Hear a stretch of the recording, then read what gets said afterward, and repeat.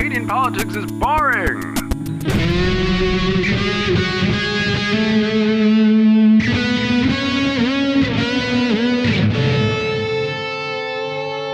Hello, and welcome to Canadian Politics is Boring. I am Reese, and with me is the insatiable Jesse Harley. Oh, I like that. Insatiable. I don't know what for, but Reese. That's... This is another 360 experience, if you wanted to check it out on YouTube. And Jesse is drinking from a tiny espresso cup, like some kind of cultured Italian, except he's got his pinky in the air, and that's not how they do it. You think that's how British people drink tea? Yeah, that's why I'm doing it. I'm in your presence, so I have to blend in all the European cultures. Yep. We've got some shit hot small talk. Jesse is writing a horror feature film. Shit hot is right. That's. I don't think you're using that properly. Shit hot off the press. Jesse Harley writes horror feature film. How's the writing going? Tell us about your film, Jesse. Oh God, I can't really because it's not made yet. Can I tell them things? You can tell. Yeah, I haven't told you anything about it, so I know you did. Well, you did tell me a little bit, but I feel bad if I expose it to people. No, back in 2015 in Nova Scotia, the Liberal Party, to get political, decimated. We don't talk politics in this podcast. No. You know that by now. This is anything apart from politics.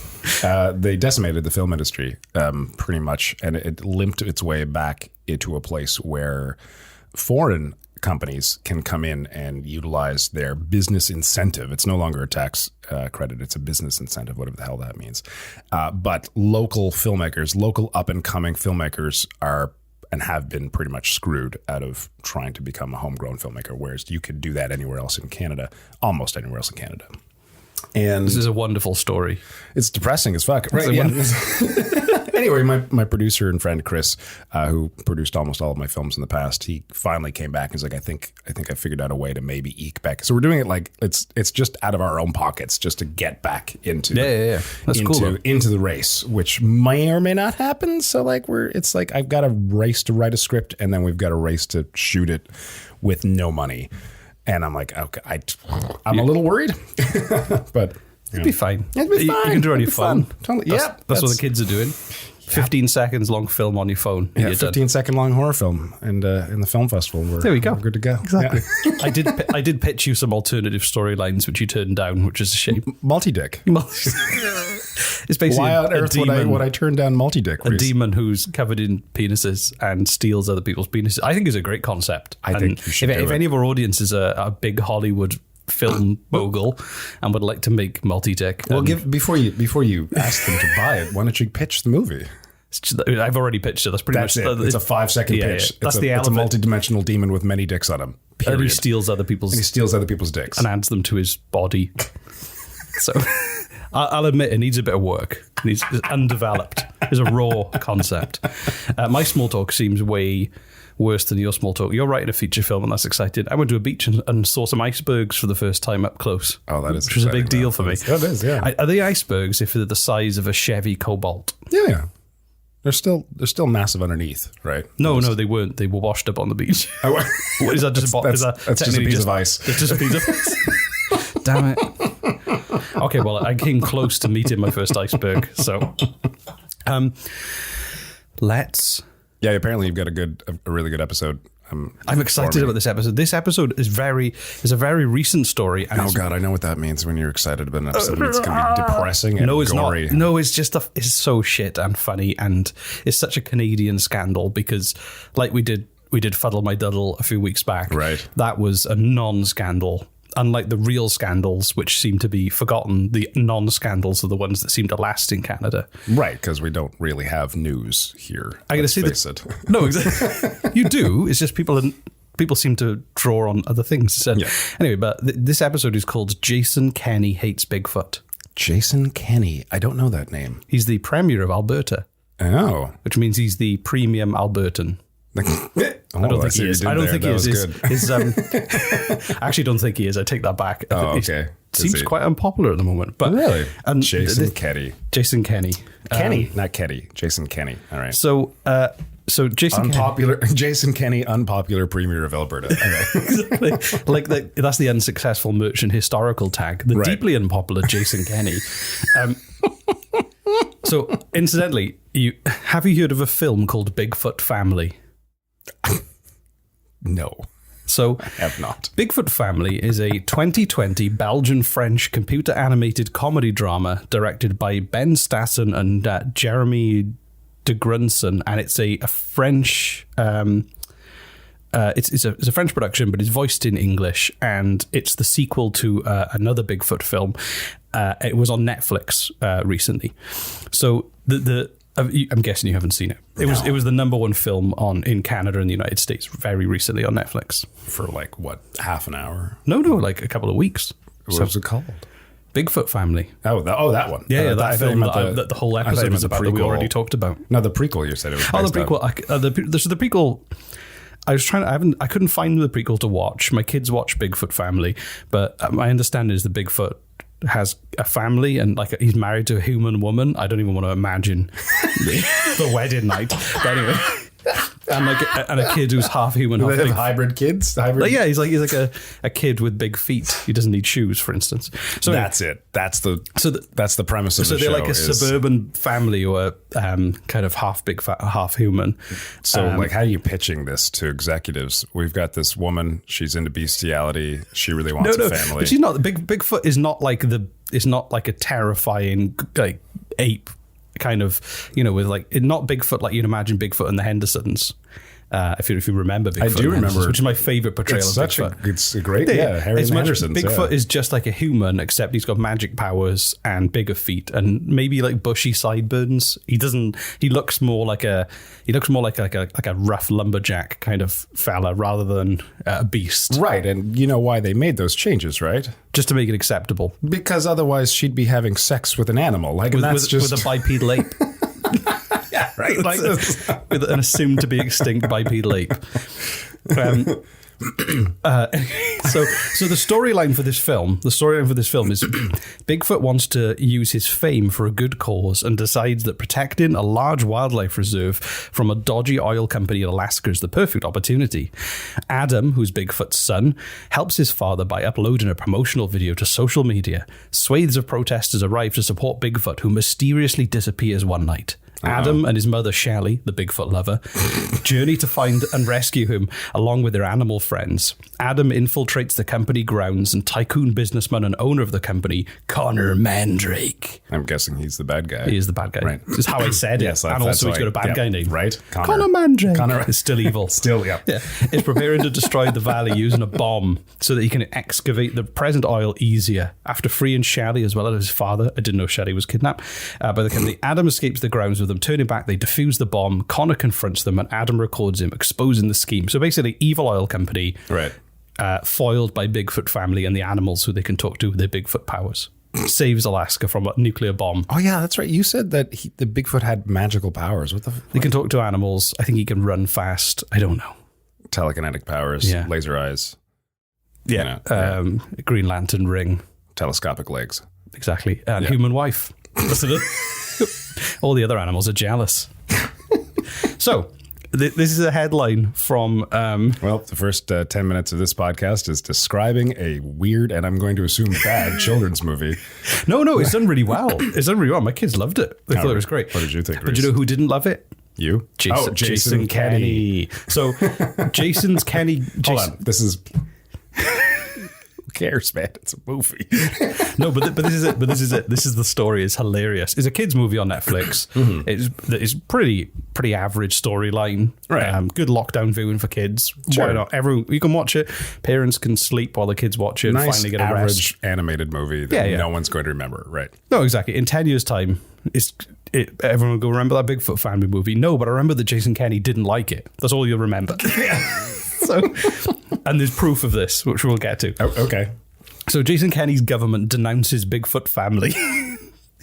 Alberta's war room trains its guns on Netflix cartoon movie. It's because of the bestiality. Yeah. So no, it's not. It's not. So the Canadian Energy Centre, otherwise known as the War Room, is a $30 million. Oh my God! Why didn't I think? Of course, they're so fucking sensitive. They're so oil. It's sensitive. About the oil. Yes, I know. Of course, yeah. So this is 30. I remember in Wafakak. One of the days in Wafakak, you were telling me that they put on not an anti-oil, so much a pro-alternative energy play at a fucking elementary school in Alberta, exactly. and they lost their shit. It was a pro-environmental play. Christmas play. And sorry, And Big Oil's like, no. don't teach kids to look after the world. So this basically the war room he's created is a $30 million kind of organization that is there to challenge any kind of negative portrayal of the oil industry. So it's created to sell Canada as Who's this? Jason Kenney's Albertan government. Sorry, just say all that again. I was Zoned visualizing Bigfoot and a woman together, and it's just Bigfoot and a woman in a hot tub. Yeah. Anyway, so the Canadian Energy Centre is known as the War Room, and it's a $30 million unit that has been set up by the Albertan government to fight negative portrayal of the oil industry in Canada. So they created to sell Canada as a supplier of choice for responsibly produced energy. How effective has this centre been at changing people's minds? I think the jury is still out, but I think they're leaning heavily towards the unanimous decision that it's shit. It's my favorite argument ever. And I'm not against right wing views. I'm against extremist views. Yeah, right? yeah. I'm not against. I come from a community of people, and a lot of my family were coal miners. So I Mine can't. too, actually, I don't yeah. like my great grandfather invented the Toyota Prius. Really? You know, I'm not. No. But like, we would dig in coal and burn in coal on a mass scale. It's just so funny to me where like a lot of the times I hear the answer, their argument is yes, but the economy, which is a solid argument. It is, but they use it a lot of the times as if it's the ultimate argument. Like, yeah, but the economy. Yes, but the building is on fire. Yes, but what about jobs? But the building is currently on fire. Can we not put the fire out? Yeah, but I mean, jobs. Like, always goes back to this. No matter what. Well, but the jobs of the people sat at the desks while the building is burning. Yeah, right. Yeah. Exactly. So they basically said, this is what they said about. This is so unprofessional. My cell phone going off, my alarm. Like, it happens a lot. Yeah. This is welcome to Jesse's professional recording. So this is what they said about Bigfoot family. All right. It's brainwashing our kids with anti-oil and gas propaganda. It's just wrong. And Netflix needs to know that. Our children are the key to the future, but they can't succeed if they're filled with misinformation. Bigfoot family, which is rated for children 7 or older, wrongly portrays oil and gas extraction to a young audience of Canadians and ignores the industry's commitment to environmental stewardship and responsible development. I have a note on that later. Okay. Tom Olson, the former UCB candidate and now head of the War Room, basically said there's not a huge knowledge of what we do and how we do it and how we benefit the world. We're just disproving. We're about. This is my favorite quote. He explained it as, "We're about disproving true facts," which I think that's a self-own. We're about disproving true facts? Yeah, I think, the meme where... So, like, if its fact is proven to be true, they're about disproving that. And that's his direct quote. We're about disproving true facts. What we want is false facts that make us look good. I mean, that's kind of what he just said. Like, the meme where the person's riding a bike and they shove a stick in the front wheel? No, basically, he did that. And launching an online petition against the film, the Canadian Energy Centre said the petition was created in response to a concerned parent. Not one of them, obviously. Somebody else suggested it to them. Of course. And it's in case it went wrong, it wasn't them. Yeah. It's called Tell the Truth Netflix, and the petition asks the online streaming platform to portray the oil and gas sector in a more accurate light. And is addressed to Netflix Canada's head of communications. So, okay, I can understand them wanting children of the world to know that they don't clear-cut forests in order to get oil by using bombs. Sure. Sure. Yeah, I can see that's that. That's a bad idea. Yeah. I mean, if anything, I'd say, like, I'm kind of surprised they didn't go after Netflix for the bestiality. No, that's fine. Film. You can fuck animals, just don't insult oil. Chocolate raisins, butter pecan pie, a warm breeze on a sunny day. Mid-podcast special announcements. These are all of our favorite things, and I'm sure you'll agree. Hey, here comes one now. Everything else is off the table. It's amazing. I worked for a company who will remain nameless. McDonald's? Yep. No. Tim Hortons. Took it right out of me. And I was tasked with editing videos for a gas company over in Alberta. And I felt so dirty going home every day because I realized I was making propaganda, and I had to talk to my boss. I'm like, look, I'm not doing this anymore. Right. And it was so awful because like, it was amazing how much effort they were putting into convincing the world that they were benefiting them. Like they were, but what it really was is they were forcing the agenda of like, look how safe we're making the community. Look how many jobs we're providing in this community. Look how, you know, it just like they were distracting you from the real thing. And it was amazing. And it was propaganda because like they would come in, they would offer jobs, and then they, at the drop of a hat, which they have done, just leave. Like they said, look at all the jobs you've created. Look at all the jobs you've destroyed. Like, and it's, anyway, it's absolutely remarkable how like, so, okay, just to, like, do we need oil? Yes, for other things other than gas and combustible engine. Bitumen, which people commented on my pronunciation of. Bitumen. Sure, yeah. You know, I'll say it one more time. Bitumen. There we go. You know, we need it for plastics. We need it for a lot. You know, computer chips. We do need oil, but we 100% need to be focused on alternative energy. Moving away like, from it. We just have to be, right? Like, yes, we've got sources of oil right now. You know. Great. That'll probably, we don't need to be spending an insane amount of money convincing the world that we need more oil right now. Well, and also, like, the film suggested that they wanted to set off a nuclear bomb to clear the oil fields. Okay, that is a bit much. Or is it? Or is it, Jesse? It's so crazy. Do you think people in Alberta would think about nuking the oil fields? Is that preposterous? Do you think? What? Is this madness? It's so crazy. Who would think of such a thing? To nuke an oil field? I don't know. It's an animated children's thing. I know. Right? It's so preposterous. Only an idiot would think of a plan like that. Hold on. Is that in the movie where he was going to use a nuke? A nuclear bomb to wipe out the wildlife to make it easy to extract the oil, which is too preposterous to think that would ever happen. I feel like you're leading up to something. Maybe I am. Have you ever heard of a thing called Project Oil Sand? No. Have you ever heard of a thing called, also known as Project Cauldron? No. So, in 1958, oh God, yes. A proposal to exploit the Athabasca oil sands in Alberta via an underground detonation of up to 100 nuclear explosives. No fucking way. Hypothetically, the heat and pressure created by an underground detonation would boil the bitumen deposits, reducing their viscosity to the point that standard oil techniques could be used. In April 1959, the Federal Mines Department approved Project Oil Sands in Pony Creek, Alberta.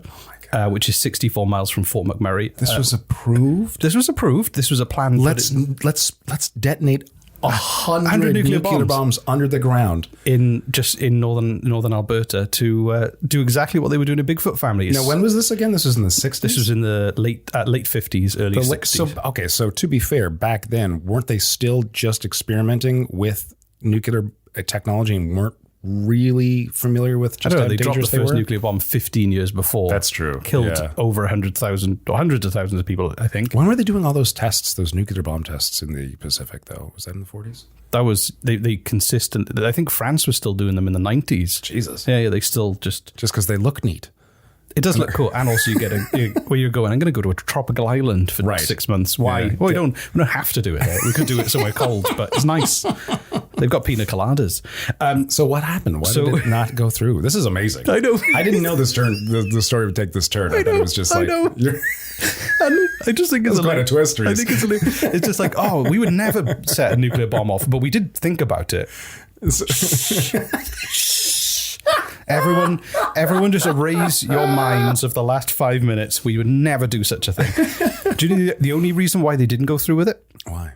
Canada decided it was too high risk to put energy into developing its own nuclear weapons because they were worried about being spied on by the Soviet Union.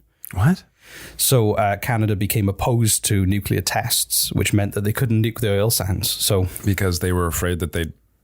It wasn't based on, is this a bad idea? It was based on, if we develop nuclear secrets, they might get stolen. Oh, wow. Okay. Wow. Yeah. So it's the first time war helped the environment. perhaps. Yeah, exactly. But the next twist... There's another twist? There's another twist. Jesus so this Christ. is another article I found. This is insane. Thank you for doing it. Bigfoot family movie director says Alberta Energy Centre brought film more publicity by criticising it. It went back up to number 8 and stayed there till last Sunday. The movie also made the top 10 most viewed list on other streaming services such as iTunes and Google Play. There are probably between 30 and 50 million people who saw the film on Netflix over the last 4 weeks. I don't know to what extent the controversy helped, but the film it helped the film rather than hurt it. Thank you for doing it. That's amazing. Oh my God. This is ludicrous. How can politicians get so involved in the controversy about a kid's cartoon? I mean, Bigfoot lives in a house with a bear and, a raccoon, and they all talk to each other, and they all... How can you spend public money to go after a film that has no intention other to entertain? And apparently tell the truth. I know.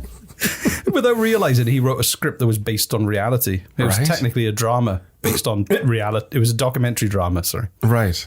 That's unbelievable. Oh my God. Oh my God. So it was, maybe they were unfair. Maybe they weren't accurate enough. Perhaps if you took the talking animals out of it, it would have been a bit more closer to the truth. Maybe that's the way they were upset. Because it wasn't accurate enough.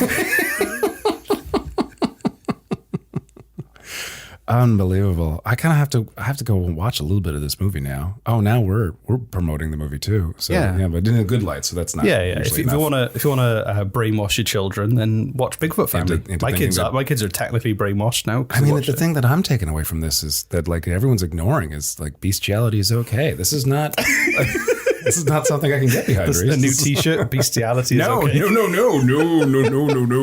Who wants that as a bumper sticker? Oh, good.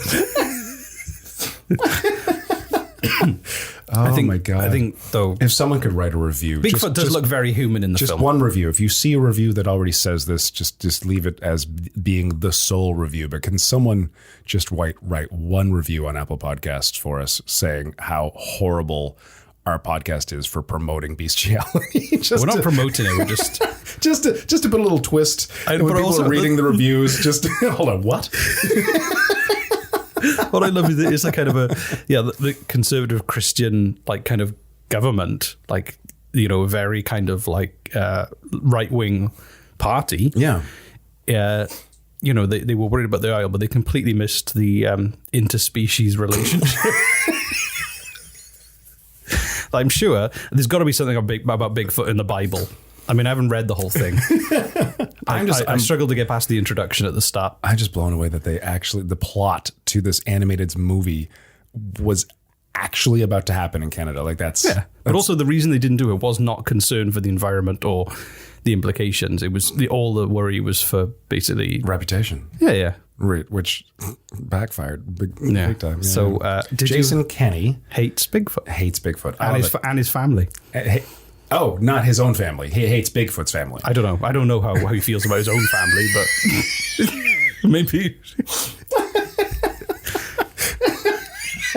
I'm not worried about grammar right now. Yeah. I remain neutral on that. I can't comment on his own feelings. But I do know he hates Bigfoot's family. Jason, so what you're saying is that Jason Kenney may or may not hate his own family. I'm saying I have no opinion on it. No evidence. I'm trying to twist the grammar to make it... Okay. Yeah, the same way I'm saying. Well, imagine if we get targeted by the War Room for just talking about Bigfoot family. Amazing. Are you kidding me? What if they start... Look what it did to the Bigfoot movie. I know. If you work for the War Room and you would like to start a petition against our podcast and campaign against us, we would love the free publicity. Yeah, get in touch with us. We'll help you with it. You can rifle through my bins. All you're going to find is half-eaten Paw Patrol waffles and... bestiality magazines. No. Which they... You won't find us. Right, he doesn't throw those out. Also, what is it? The 90s doing magazines. Right. Sorry. If I was going to enjoy bestiality, it would be on the internet. Thank you very much.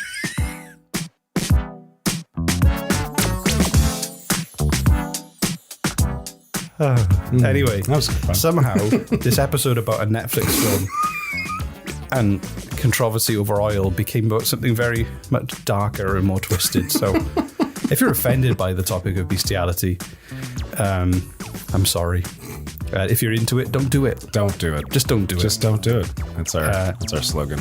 Bestiality. Just don't do it. No. That's a t-shirt. No, we should just not. Bestiality. we should just drop the subject, I think. Just not mention. It's just not nice. It's not nice. We can't stop. I know. We're going to end the episode. The call to action is only find humans attractive. Thank you. Consenting adult humans are all you're allowed to find attractive, and that's fine. That's the call to action. Yeah. It's a reminder of only find consenting adult humans attractive. There you go. Yep. That's Bye. Send us a photo of your consenting adult human who you find attractive to. Or don't send us pictures of you. No, I'm just trying to. Did I make it weird? I made it Just, weird. yeah. Just have a nice day and just do your own thing, and keep your consented pictures between you and your partner or partners. That's what you mean, like dirty naked photos. That's what it implied. Did it really? Was it? Oh. That's where I read. That's where your mind was my- going there. My yeah. mind's in the gutter. Fucking So- weird, dirty Welsh bastard. Bye. Bye.